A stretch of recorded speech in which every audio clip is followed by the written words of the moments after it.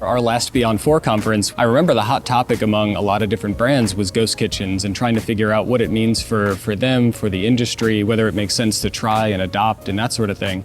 Not really realizing that within a couple months, the whole industry would become, a worldwide experimentation in ghost kitchens.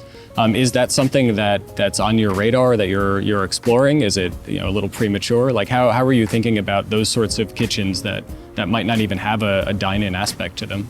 We've actually talked about it prior to that time and what it would mean. So we'll be opening a ghost kitchen Panda Express, I think in the very near future. We're taking those as opportunities to learn about what that means to the core Panda Express flagship and seeing what learnings and what kind of gotchas that we want to avoid. But we definitely see that there is opportunity for Panda to continue growing. I mean, we still, even during this heyday, open over 80 plus 90 something stores during this time period. And our goal is to continue opening about 100 stores every year.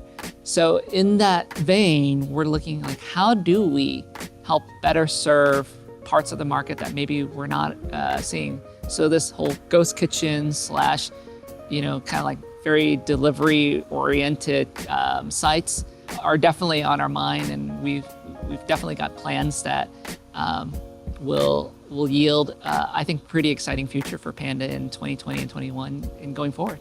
It's really interesting to hear that you've opened that many stores throughout this year, where that's kind of the antithesis to the normal story that's out there for a lot of restaurants and restaurant brands. What do you attribute the ability to continue to do that to anything in particular out of interest? If you think about our concept, we're family owned and we're thinking about things in the long term.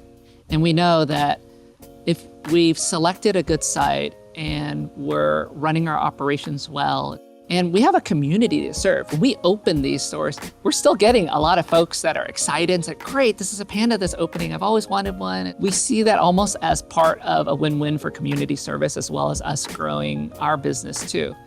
And in reality, as we've opened these stores, a lot of them are doing quite well.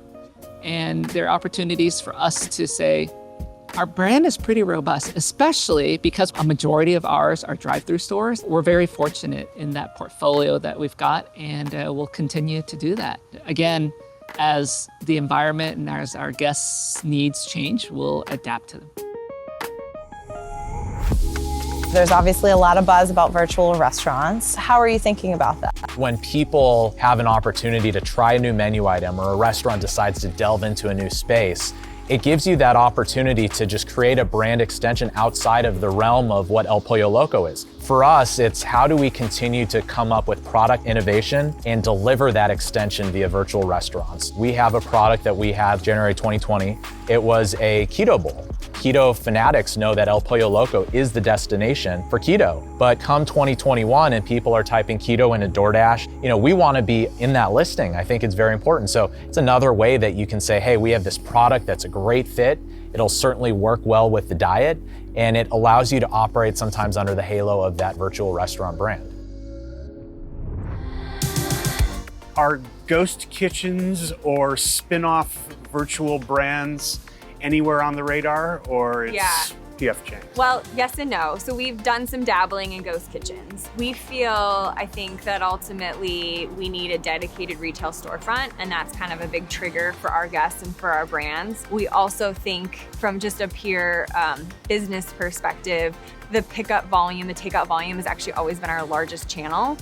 It's always been larger than delivery. Now, obviously, delivery continues to grow, but so that having that component, that presence is actually really important. We just think for us, it probably doesn't make a lot of sense. We'll continue to evaluate. We obviously see a lot of activity in the space. I think for us, we're very focused on fewer things, doing them better, and the core equity of P.F. Chang's, which I think ultimately is this balance of, if you think about exploration and then like accessible exploration, right? Safe discovery, whatever you want to call it. I find it fascinating though that the retail storefront of even a P.F. Chang's to go, you feel is vital to creating community awareness that P.F. Chang's is now in town. Yeah. We do. I mean, it may change over time, but I would say, you know, for example, in Manhattan, just that physical presence is really important for us. And the brand has really strong like awareness, like aided awareness is really, really strong. People know us. And so I think in that case, you know, if they didn't know us, maybe it would be a different story. But because the brand has that power, even in markets where we don't have any stores today, we think that's a big piece of the plan.